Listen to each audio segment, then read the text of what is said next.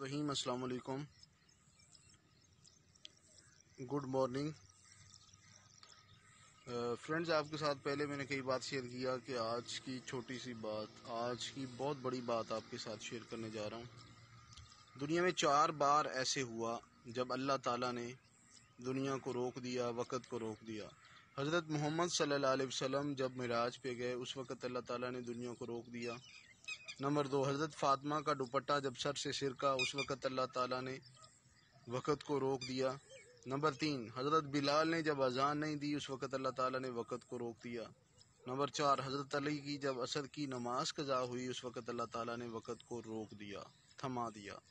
تو دنیا میں 4 مواقع ایسے آئے ہیں، 4 وقت، 4 ٹائم ایسے آئے ہیں جب اللہ تعالیٰ نے وقت کو روک دیا، اپنے پیاروں کے لیے، اپنے بہت ہی پیارے لوگوں کے لیے وقت کو روک دیا۔